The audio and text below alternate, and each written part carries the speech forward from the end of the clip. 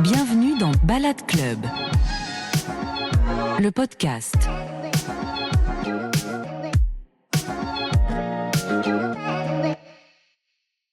Hello, c'est Wesley, bienvenue dans le Balade Club podcast dans un nouvel épisode. Aujourd'hui, on va parler de Future of Work comme d'habitude, mais avec un nouvel invité qui s'appelle Valentin Decker, que j'ai juste en face de moi. Salut Valentin. Bonjour. Comment Merci vas-tu ? de me recevoir. Ça va très bien. Et toi ? Très bien. C'est le moment où on parle un peu en même temps, on ne sait pas trop comment commencer. On prend nos marques. Mais première chose, donc, on se connaît un petit peu déjà en dehors du podcast, mais pour les personnes qui nous regardent ou qui nous écoutent, je ne vais pas te demander de faire la présentation, la classique présentation, mais plutôt de parler de ce que tu proposes aujourd'hui, parce que je sais que tu as ta propre activité. Ouais. Et un des mots-clés, c'est copywriting. Donc je te laisse... Ouais, moi, pour faire simple, j'ai commencé à écrire sur Internet en 2017 et je me suis jamais arrêté. J'ai eu un job, j'étais freelance et là, ça fait 5 ans que j'ai créé donc Sauce Writing, qui est une école d'écriture en ligne. Et aujourd'hui, mon activité, c'est essentiellement de l'accompagnement pour des freelances en écriture, donc en copywriting, en rédaction, en ghostwriting. Et je les aide à la fois sur la dimension écriture de leur activité, donc comment est-ce qu'ils progressent dans la compétence fondamentale qu'ils ont dans leurs clients, et également sur la dimension business, sur trouver des clients, fixer ses prix, positionnement, toutes les choses qui font que ton activité va durer dans le temps et va tenir, quoi. Ok, donc tu as toujours fait du copywriting depuis que tu es diplômé, en gros, ou est-ce que tu faisais autre chose avant ? Ouais, en fait, j'ai été diplômé en 2017. Juste avant, j'ai commencé à écrire parce que je me cherchais un peu. Je savais pas trop ce que je voulais faire de ma vie. Je me disais, mais en fait, là, je vais travailler dans un an et j'ai pas de compétences. Je sais rien faire. Donc, qu'est-ce que je peux faire de concret ? J'ai découvert l'écriture par hasard. Je me suis pris au jeu. J'ai découvert l'univers du marketing, des startups, le content marketing, le copywriting. J'ai eu un CDI en tant que copywriter. Et en fait, c'est ce qui m'a permis de mettre le pied là-dedans, et depuis, je me suis pas arrêté, en fait. Ok. Et tu faisais des études là-dedans avant déjà, ou j'ai fait école de commerce. Ok. Donc un tronc commun assez, ouais, assez classique. Tu vois, au moins, tu as un bon bagage, en fait, pour pas mal de choses après, quand tu fais une école de commerce. Ouais, c'est ça, en fait, ça te donne une bonne dimension marketing, business global, mais tu manques quand même de compétences et de skills concrets, c'est ce que moi, je ressentais. Et c'est pour ça que j'ai accroché avec l'écriture aussi. J'ai eu le sentiment d'avoir un truc concret, en fait. D'accord. Donc c'est vraiment le nerf de la guerre, l'écriture. Aujourd'hui, on sait que c'est hyper important. Le copywriting, moi j'en parle encore aujourd'hui à des personnes qui savent à peine ce que c'est. Tu vois les gens qui sont hors de la sphère LinkedIn et digitale. Alors que c'est un vrai super pouvoir, en fait. Si on sait maîtriser le copywriting, c'est la vente à l'écrit, finalement. C'est une des définitions qu'on peut faire du copywriting, la persuasion. Ouais, c'est de la vente, de la persuasion, c'est de la construction de relations aussi. Ouais. Et souvent, moi, j'aime bien dire que vendre, c'est pas juste tu fais un pitch et la personne, elle prend pas. La vente, c'est la conséquence d'un processus de construction de relations que tu as eu avec la personne, qui fait qu'à un moment, elle va être plus ou moins attentive à ce que tu proposes. Donc, il y a tout ça. Et puis, effectivement, quand tu regardes, tu penses à ta journée, on passe notre temps à lire des textes. Que ce soit sur le téléphone, sur LinkedIn, nos emails, un site web, tout est un texte, en fait. Et donc tout est potentiellement une occasion de créer de la confiance, de créer ce lien avec les gens qui te suivent, et à un moment de faire qu'il y a de l'engagement ou pas sur ce que tu proposes, quoi. Ouais, j'avais déjà pensé à ça. Tu vois, le fait que finalement tout est texte ou vidéo aussi, ou audio, mais en tout cas on baigne dans le contenu, et je pense que en réalité on lit plus que nos. Alors je sais pas, j'ai pas vu d'études de génération en génération, mais je pense que au global, on lit plus qu'avant, mais on lit peut-être moins de livres à l'heure actuelle qu'il y a 15 ou 20 ans peut-être, mais en réalité, je pense que à l'échelle quotidienne, entre les textos, les mails qu'on reçoit, les messages courts, on lit beaucoup de petites choses finalement. Ouais, les usages changent. Ce serait intéressant de faire le test, de se dire dans une journée, en fait, combien de temps je passe à lire des trucs. Je pense que quand tu es sur ton ordi, en fait, tu passes ton temps à littéralement lire des textes qui sont écrits soit sur un site, soit sur un email, soit sur un autre écran. Donc, c'est omniprésent, c'est partout. Et puis même, il y a plein de mécanismes qui sont propres à de la communication ou à de la vente, qui se retrouvent également dans un échange en one-to-one, dans une négociation, dans un échange par téléphone. Donc, c'est des compétences qui sont importantes, et je trouve, tu me diras, mais une fois que tu mets les mains dedans, c'est passionnant, en fait, c'est sans fin, c'est un travail qui peut te conduire à, tous les jours, tu as des trucs à apprendre, il n'y a jamais une ligne d'arrivée, en fait. C'est clair, il y a toute la dimension psychologie humaine qu'il y a derrière, qui est aussi fascinante, bien sûr. Et alors donc, parce que moi, pour le coup, j'ai commencé le copywriting. À l'époque, on parlait à peine de copywriting. Moi, c'était en 2013, j'étais diplômé, un petit peu avant toi, 2012-2013. Et j'ai eu la chance, en tout cas l'opportunité, de créer mon statut d'indépendant dès le sortir de mes études. Tu vois, je fais mon stage de fin d'études. L'entreprise me dit, on peut pas te prendre en CDI. Par contre, tu peux créer ton statut. Comme ça, on t'envoie des missions rémunérées à 4 centimes le mot. Alors, c'était le début, mais c'est pas grave. On évolue après. Je remercie cette boîte de quand même de m'avoir donné ma chance là-dessus. Mais tu vois, en 2013, on parlait à peine de copywriting. Moi, vraiment, c'était rédaction web. Le mot copywriting, j'ai commencé à l'entendre et à le prononcer à partir, je dirais peut-être de 2016, 15, 16, 17. Je sais pas pour toi, parce que là, donc tu t'es lancé en 2017. Qu'est-ce que tu vois comme évolution dans ces différents métiers liés à la rédaction? Tu vois, aujourd'hui, maintenant, tu as le ghostwriting qui vient sur le devant de la scène, alors que le fait d'être plume, ça existe depuis très longtemps, tu vois, d'écrire pour quelqu'un d'autre. C'est quoi, toi, l'évolution que tu observes sur la ramification de ces différents métiers? Ouais, on pourrait dire beaucoup de choses. Mais je pense que en tant que les marketeurs aiment bien réinventer la roue. Ils aiment bien donner des noms à créer des concepts sur des trucs qui existent déjà depuis très longtemps. Et comme tu dis, plume, avant t'appelais ça nègre. Tu vois, t'écris au nom de quelqu'un. En fait, ça existe depuis tout temps. Sauf que maintenant, en fait, il y a des outils qui apparaissent, il y a des plateformes qui apparaissent. Aujourd'hui, t'as LinkedIn qui est très présent. Moi, quand j'étais en 2007, moi, j'étais sur medium.com, donc c'est une plateforme de blogging. T'avais les pages Facebook à l'époque, qui étaient aussi très en vogue. C'était vraiment le truc, il fallait avoir ta page Facebook. Depuis, ça n'existe plus. Et je pense que c'est un éternel recommencement. Et je pense que si tu réfléchis à quel est le fondamental derrière ces techniques ou ces petites stratégies de court terme, c'est toujours ce que j'ai dit tout à l'heure, à savoir, je crée là une relation avec les gens. D'accord. Je partage, alors encore une fois, il y a plein de choses qu'on pourrait dire, mais je partage ce qui moi m'intéresse, tu vois, ce que je propose, ma philosophie, mon approche différente, ce qui moi me semble intéressant.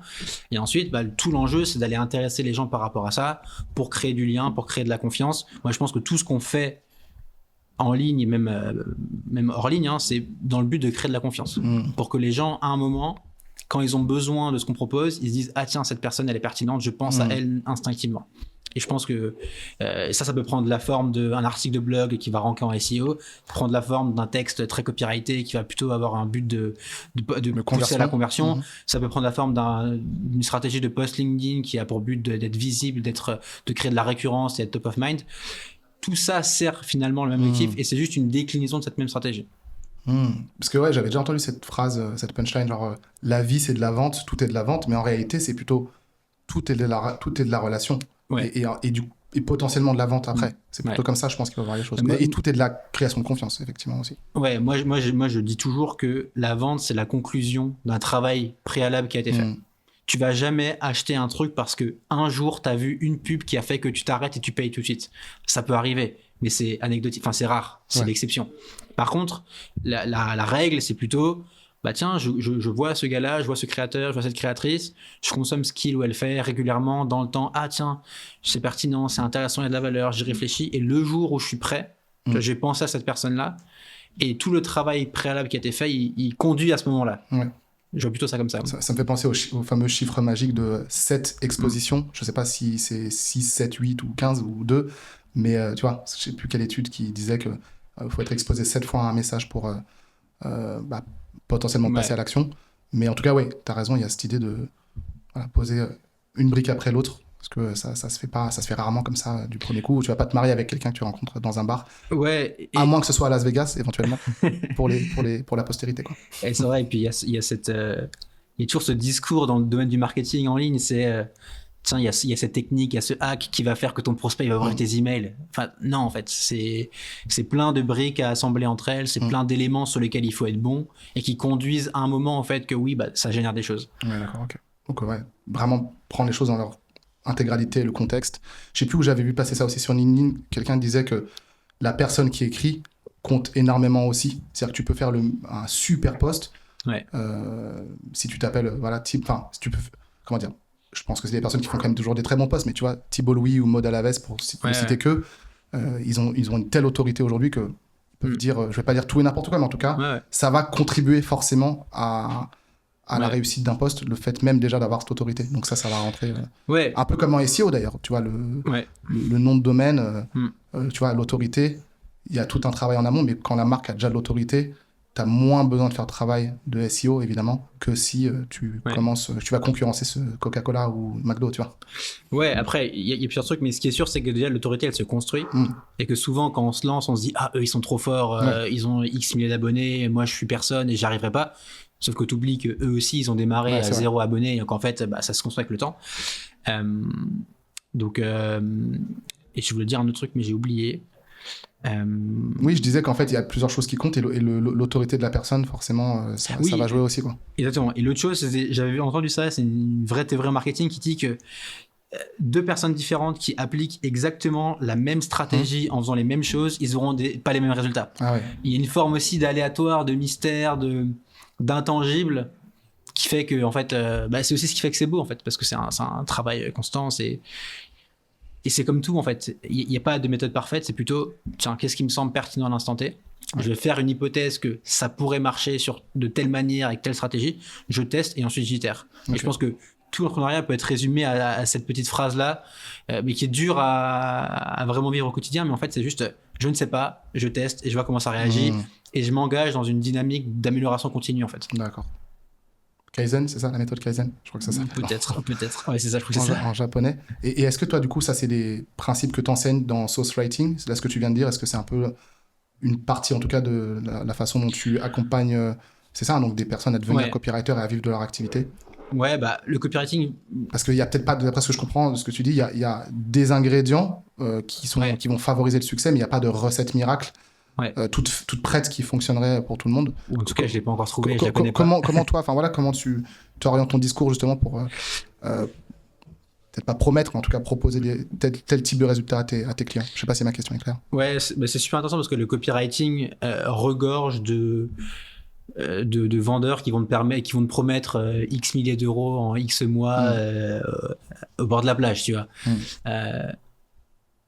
Donc, tu vois, moi, c'est pas l'approche qui me parle. Les gens qui suivent mes contenus, tu vois, j'ai une approche...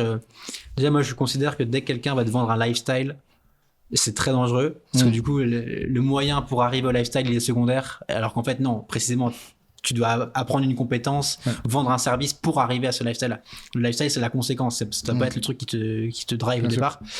Donc, moi, j'ai toujours eu un discours beaucoup plus mesuré, beaucoup plus... sobre par rapport à ça. Alors du coup, c'est compliqué parfois de se faire une place parce que quand tout le monde te promet du rêve et que toi, tu as un discours, bah non, en fait, c'est pas aussi simple que ça. Tu fais moins de bruit que les autres. Donc, il faut toujours trouver l'équilibre. Donc moi, j'essaie jamais de faire des promesses réalistes. J'essaie toujours d'être mesuré dans ce que je dis, d'essayer d'être le plus réaliste possible. Et moi, tu vois, modestement, avec toute humilité, mais j'essaie un peu de me voir comme... si jamais tu cherches quelqu'un qui te donne du concret, pas bullshit, avec un discours réaliste, qui se concentre sur fondamentalement la compétence à maîtriser et les skills à développer pour y arriver, j'essaye d'être un peu le phare. J'essaie d'être cette personne-là. Si tu cherches ça, tu sais que chez moi, tu vas le trouver. Tu n'auras pas le discours flashy, tu n'auras pas Dubaï, je sais pas quoi. Par contre, tu auras des articles très longs qui t'expliquent comment faire ce que tu dois vraiment faire pour réussir. Tu vois. En tout cas, c'est comme ça que j'approche le sujet. Et au final, tu vois, le fait qu'il y ait des vendeurs de rêve, ça me sert puisque en fait, je peux moi me mettre en opposition à ça. Et donc, toutes les personnes à qui ça parle pas, en fait, ils se retrouvent plutôt dans ce que moi je propose. Et ça me va bien aussi au final, quoi. Bien sûr, bien sûr. Et puis, ça me fait penser à ce que tu disais tout à l'heure. Tu disais que en fait, tout est cycle. Et tu vois, ce truc de toujours mettre une nouvelle étiquette sur des vieux préceptes, voilà. Mais c'est pareil aussi au niveau des... Alors, on va pas rentrer trop dans le détail pour les personnes qui nous écoutent, parce que c'est un peu complexe, mais tu vois, il y a ce qu'on appelle les niveaux de sophistication vis-à-vis d'une offre, tu vois, que Eugene Schwartz avait théorisé. J'ai découvert ça il y a pas si longtemps, alors que je suis dans le copywriting depuis longtemps. Et en fait, au bout d'un moment, tu vois, sur un marché donné, on va proposer des promesses mirobolantes, et au bout d'un moment, le marché va être saturé de ça, va dire on en a marre et tout, on en revient de ces promesses d'influenceurs à Dubaï, et on veut revenir sur quelque chose qui paraît plus plausible, en lequel on peut vraiment croire, et donc là, ça va être le niveau ultime de sophistication de l'offre qui va prendre un contre-pied par rapport à ça, en disant non, on va vraiment vous aider à avoir tel résultat, mais on va bosser là-dessus, et on va aller montrer patte blanche sur le fait qu'on est connaisseur sur tel détail, sur tel élément du processus, tu vois. Donc c'est toujours un peu la même chose. Même. C'est ce que j'essaie de faire avec humilité, tu vois. Je dis pas du tout que je suis le meilleur là-dedans, mais en tout cas, c'est l'approche que je veux donner. Et puis même, tu vois, moi, je serais très mal à l'aise de dire à quelqu'un, tiens, tu vas gagner X milliers d'euros par mois en tant de temps, en fait, en sachant personnellement que c'est pas aussi simple que ça. Parce que ces mecs-là qui font ça, ils le savent que c'est pas aussi simple que ça et qu'il y a un taux de succès qui est par rapport à ce qu'ils vendent. Et plus tu vends des choses irréalistes, plus tu vas attirer des gens qui n'y connaissent rien. Ouais, c'est vrai. Et qui sont pas du tout formés, qui sont pas du tout éduqués et qui pensent que c'est possible. Et du coup, bah, tu ne peux que décevoir ces gens. Ouais. Et moi, je dormirai pas la nuit, à leur place, tu vois. C'est court-termiste comme approche. Exactement. Moi, tu vois, c'est peut-être une de tes questions, mais c'est ma 6e année là, d'entrepreneuriat, où je suis vraiment à mon compte et je pense que je me félicite entre guillemets de pas forcément avoir d'explosion soudaine, mais plutôt être là dans le temps, avoir tu vois, un développement qui est stable, qui est régulier, qui est peut-être plus lent que les autres, mais en fait ça me va aussi quoi. Ouais. Non mais tu fais déjà des beaux chiffres, hein. C'est cool. Voilà, tu te développes bien. Ça fait du temps, ça fait longtemps aussi. Et justement alors Sauce Writing, c'est vraiment t'es 100% là-dessus ou est-ce que tu prends toujours aussi des missions en tant que copywriter à côté? Non, je l'ai fait au début. En fait, quand j'ai quitté mon job, donc c'était 31 décembre 2019, juste avant le Covid. Donc là, j'ai commencé à créer Sauce Writing, parfait timing. Et j'ai en parallèle pour gagner de l'argent, j'ai fait des missions en freelance. J'en ai fait pendant 2 ans et demi. Mais en fait, j'ai tout de suite su que alors j'ai eu l'impression que faire ce que je faisais en CDI mais en freelance, c'était comme être en CDI en fait. Tu vois, j'écrivais pas pour moi, j'écrivais pour un autre, je travaillais pour un autre projet et j'ai jamais été aussi stimulé, nourri et heureux qu'en bossant sur mes projets à moi. D'accord. Et en écrivant pour moi en fait. Et écrire, tu dois le savoir, mais c'est mentalement c'est énergivore, ça demande ça demande beaucoup de choses quoi. Ouais. Donc autant le faire pour ça. C'est clair. Et autant bâtir des actifs, des assets qui vont pouvoir travailler pour soi. Sauce Writing justement. Qu'est-ce que ça veut dire? C'est quoi cette idée de sauce? Qu'est-ce qu'il y a derrière? Je sais pas si tu as eu beaucoup d'arrière-pensée sur ce naming ou pas.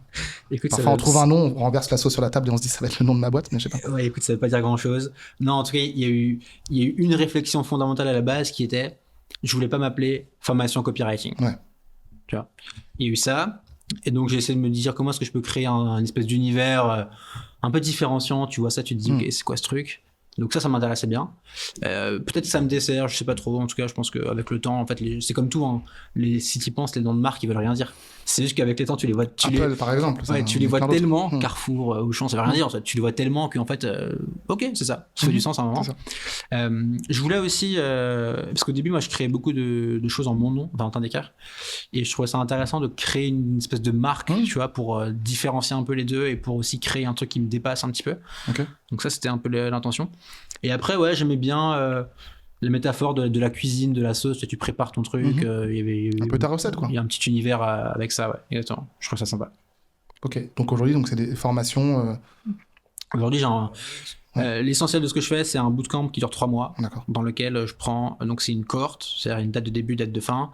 Je prends entre 15 et 20 participants, que des freelances. Et pendant 3 mois, on a 2 sessions en direct par semaine. Là, j'ai une session à midi, à la fois écriture, à la fois business.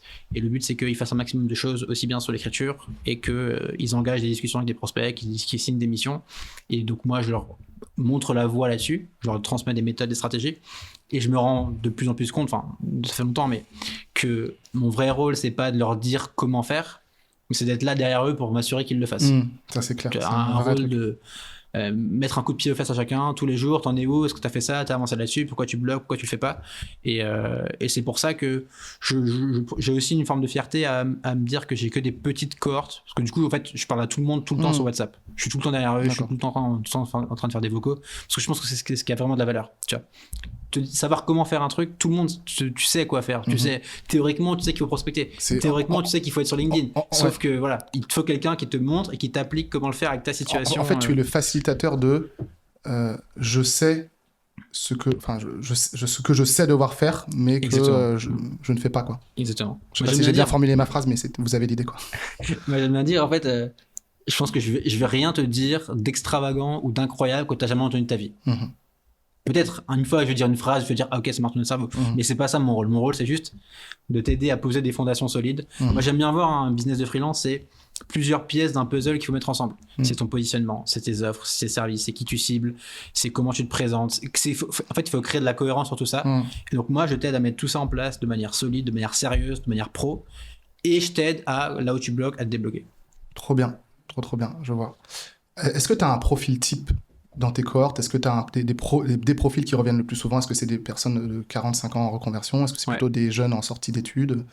Ouais, écoute, c'est assez varié. J'ai un petit peu de jeunes, mais je dirais malgré tout que le profil type, c'est plutôt féminin déjà.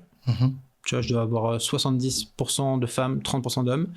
Et c'est plutôt des gens qui ont fait une reconversion, par exemple, il y a 1 ou 2 ans, ont suivi une première formation en rédaction web, par exemple. Tu as commencé à bosser, tu fais 10 000 euros, 20 000 euros de chiffre d'affaires annuel. Évidemment, c'est pas assez pour en vivre. Et tu te dis, OK, qu'est-ce qui me manque? Et souvent, ce que j'observe, c'est que ces gens-là, ils ont une connaissance technique de ce qu'ils font, dans le sens où, OK, ils savent rédiger un article de blog, ils savent faire un email, ça, OK. Par contre, il leur manque quasiment tout le temps toute la dimension business. Donc, comment je trouve des clients, comment je vais fixer mes prix. Ce qui n'est pas naturel quand tu as été salarié, en fait, ce qui est compliqué, tu as plein de choses à développer. Et le truc qui manque aussi, c'est la compréhension fondamentale de ce que tu fais.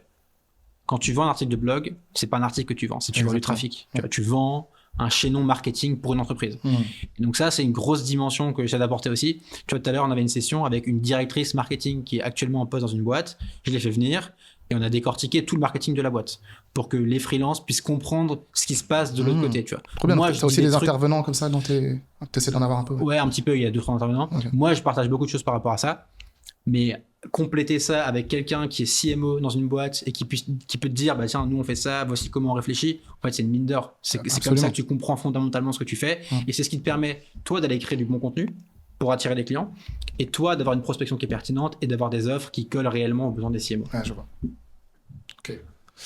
Ok, très intéressant. Et du coup, alors j'imagine que tu crois dur comme fer en la freelanciation, je sais pas comment on dit, mais le fait que voilà, il y a de plus en plus d'indépendants aujourd'hui et demain, tu contribues à ça, en fait, le fait que les personnes soient, je sais pas si je peux dire libres, mais en tout cas plus flexibles par rapport à leur temps, par rapport à leur manière de vivre. Est-ce que toi, c'est quelque chose qui est dans ta mission aussi? Ouais, moi je crois beaucoup au fait que on peut se réinventer autant de fois qu'on veut dans une vie et que nos carrières, elles sont fragmentées en fait. Que moi, je vends pas du tout tu sais, sur LinkedIn, il y a tout ce discours de être salarié, c'est de la merde, et il faut absolument être freelance pour te libérer de ton patron, la rat race. Non, ça, c'est du bullshit complet. Moi, je crois beaucoup plus que, en fait, bah tiens, tu vas démarrer, tu vas être 5 ans salarié. Ensuite, tu vas avoir une phase où tu vas vouloir explorer une compétence que tu vas développer en freelance. Tu vas y aller pendant 3 ans. Et en fait, ça va peut-être pas marcher, mais par contre, tu auras appris énormément de choses. Je trouve que être freelance, être entrepreneur, c'est un accélérateur d'apprentissage, de vie qui est absolument inégalé par rapport à quand tu es salarié. Et après, tu vas peut-être reprendre un job pour te redire finalement, tiens, j'ai bien envie de réessayer. Et je pense qu'on aura de plus en plus des allers-retours, des va-et-vient, et comme une forme de, en fait, ma vie, c'est dédié à, j'apprends des choses, je teste, je vais voir ce que je peux prendre ici et là. Et moi, je crois beaucoup à ça. Fonctionner par phase plutôt qu'un long bloc monolithique. Ouais, monobloc comme c'était le cas des générations d'avant, plus souvent en tout cas. Et je pense que ça répond dans un premier temps à un besoin personnel, tu vois, une envie personnelle d'aller explorer des choses, d'aller peut-être parfois se mettre en danger, parfois oser se lancer. Prendre des risques en tout cas, ouais. Prendre des risques, tu vois, et parfois aussi quitter le train-train quotidien pour se dire, ok, j'ai besoin de mettre un peu de piment dans ma vie. Et puis, de l'autre côté, ça répond aussi, je pense, de la part des entreprises, à un besoin de flexibilité, à un besoin de compétences.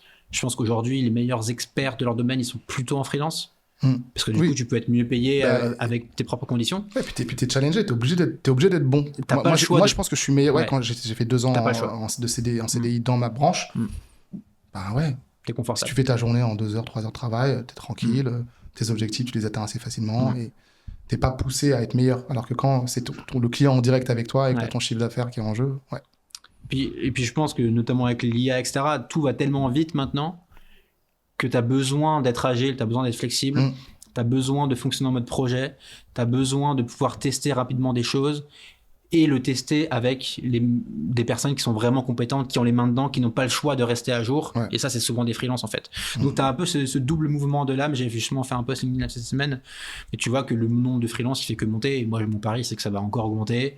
C'est qu'il y aura de plus en plus de gens qui vont tu vois, avoir un petit job mi-temps, 2 jours par semaine, et puis ton projet à côté, où tu fais des va-et-vient. Je pense que ça, on n'est que au début de ça, quoi. Ouais, donc tu parles de fragmentation, cette idée de flexibilité entre plusieurs activités. Ok, super intéressant. Moi, j'ai envie de te poser une question. T'as dit le gros mot IA juste avant. Ouais. Comment tu vois un peu la suite des choses dans peut-être les 5 prochaines années, l'incidence de l'IA sur le métier précisément de copywriter? Ouais, c'est un gros sujet. J'ai pas de boule de cristal. Je m'interroge beaucoup là-dessus. Moi, mon avis sur l'IA, fondamentalement, c'est que ça ne remplace pas les compétences, ça sublime les compétences. Ok. Tu vois, moi, théoriquement, il y a des IA qui permettent de coder une application. Sauf que vu que je ne connais rien au code, je ne sais pas l'utiliser. Par contre, un codeur qui est déjà très bon, bah, grâce à l'IA, il va pouvoir faire 10 fois plus de choses. Et donc, je pense que c'est pareil sur le copywriting. Les copywriters déjà bons, en fait, ils vont pouvoir faire mieux, différemment, plus efficacement, plus de choses. En fait, il faut bien oublier en tête, faut pas oublier que l'IA ne fait pas les choses à ta place. L'IA, d'abord, il faut la prompter, il faut la diriger, ce qui implique de comprendre ce que tu fais, ce qui implique de savoir ce que tu veux. Et donc ça, déjà, ça demande des compétences fondamentales profondes. Ensuite, il faut effectivement, une fois que tu l'as promptée, elle fait le job. Mais ensuite, c'est à toi d'aller interpréter ce qu'elle t'a donné, d'aller le réutiliser et d'aller mettre ton style par-dessus. Les Américains, ils parlent beaucoup la compétence qui va compter maintenant, ça va être le goût. Avoir du goût pour reconnaître ce qui est bien, pas bien, ce que tu veux garder et quelle patte, quel style tu veux donner à ce que tu fais. Et donc ça, j'y crois beaucoup et ça demande de comprendre ce que tu fais avec ton cerveau à la base avant l'IA. Ouais, d'accord. Et parce que tu comprends ça, tu vas pouvoir te dire, bah tiens, sur cette partie du job, la partie qui est très chronophage, notamment de l'écriture, hein, c'est chronophage, tu peux gagner du temps et être plus efficace avec l'IA, mais tout ce qui vient avant et ce qui vient après, en fait, je pense que... en tout cas, c'est ma take sur les prochaines années. Tu vois, peut-être que dans 15 ans, on sera tous au chômage et c'est certainement le cas. Mais avant, je pense qu'on a encore une bonne fenêtre où... Et je pense d'ailleurs que ça va aussi relever le niveau de la barre. Ça relève le niveau d'exigence. Parce que si tout le monde peut faire du contenu basique à la chaîne... c'est plus un avantage. Ouais. Ce qui compte, c'est justement d'aller chercher le niveau d'après de compétences et de qualité dans ce que tu fais. Ouais, j'aime beaucoup cette idée de goût, tu vois, dont tu parlais juste avant, et en fait d'être aussi un bon curateur. C'est-à-dire que tu vas aller, et puis il y a l'idée de créer un bon brief, bien prompter, et tu vois, et comme tu dis, savoir de quoi tu parles, apporter une vraie matière première à l'IA, d'où qu'elle vienne de ton cerveau, celui de ton client, ou peu importe. Et ensuite, effectivement, l'IA, ça va être un accélérateur, ça peut être un amplificateur, mais ça va pas tout faire à ta place. En tout cas, à l'heure actuelle, en tout cas, le développement de l'IA, ça c'est clair. Ok, bah écoute, on a fait un bon tour d'horizon. Moi, j'ai une dernière question à te poser, la fameuse question signature. Je ne te l'ai pas spoilé, parce qu'on parlait en off un petit peu avant, on se briefait sur les questions. La fameuse question signature du Balade Club Podcast, c'est la suivante, c'est quel est ton future of work rêvé? Si ça tenait qu'à toi, Valentin, quelle serait la chose que tu aimerais voir dans le monde du travail demain? Dans le monde du travail ou dans ma vie? Dans le monde du travail demain. Là c'est plus à l'échelle globale, qui pourrait avoir des répercussions sur toi, bien sûr. Ou tu peux répondre aux deux. Tu peux d'abord peut-être dire dans ta vie, après, comme tu préfères. Au niveau global, moi, tu vois, dans cette lignée de ce que je te disais sur la fragmentation, sur le fait qu'il y aura de plus en plus d'allers-retours, moi, entre guillemets, je rêve d'un monde où ça s'est facilité au niveau administratif, au niveau comptable, au niveau fiscal, parce que mine de rien, tu peux le faire, mais t'as quand même encore beaucoup de freins. T'as des freins à différents égards, parce que la société n'est pas encore pensée pour ça. Tu vois, ne serait-ce que au niveau bancaire, au niveau de trouver un logement, tout est encore très très compliqué et pensé sur le modèle salariat classique où en fait t'es salarié et puis du coup tes revenus sont stables. Donc je pense que il va falloir trouver un moyen. Je dis pas que c'est simple, je dis pas qu'il y a qu'à Faucon, tu vois, mais c'est juste j'aimerais bien qu'on facilite la vie de ceux justement qui osent faire des choses, qui switchent, qui travaillent, tu vois, qui ont rémunéré le travail de ça. C'est ce à quoi j'aspire. Ok, donc rendre la vie plus facile typiquement pour les indépendants et qu'ils aient accès, ils aient les mêmes droits, enfin, ils ont déjà les mêmes droits, mais qu'ils aient la même facilité d'accès. Ouais, parce qu'au final, c'est eux le tissu économique. C'est ces petits entrepreneurs-là qui qui sont pas au chômage, qui font des choses, qui font des projets, qui ont des compétences, qui créent de la valeur. En fait, et ces gens-là, je pense qu'il faut les récompenser. Et je souhaite que les lignes bougent. Et puis de toute façon, je pense que le jour où il y aura plus de freelance que de salariés, ou tu vois, après il y a aussi la forme de précarisation. On n'en a pas parlé aussi du freelancing. C'est pas tout rose non plus. Mais en tout cas, ouais, j'espère qu'à un moment donné, ce sera une évidence pour nos élites de dire on va remodeler les lois parce que ça satisfait plus la majorité des personnes, en tout cas une grosse minorité de personnes. T'as raison, sans dire que c'est tout rose, c'est pas du tout ça l'idée, mais c'est plutôt de dire que les gens ont réellement l'option de le faire sans bâton dans les roues. Sans se dire, ok, ça va être un parcours du combattant, de quitter ma boîte, de devoir faire ça, et cette complexité administrative. Tu vois, quand t'as une famille, quand t'as des enfants, enfin, tout est... Tu fais beaucoup plus attention. Tu réfléchis à tes choix. Donc, ouais. Ça me paraît être une bonne conclusion. Une famille, des enfants. Et des personnes qui nous écoutent. C'était vraiment cool d'échanger avec toi, Valentin. Avec plaisir, merci beaucoup. Et puis, pour vous qui nous écoutez ou qui nous regardez, on se retrouve très vite dans un prochain épisode du Balade Club Podcast. Merci. Ciao, ciao.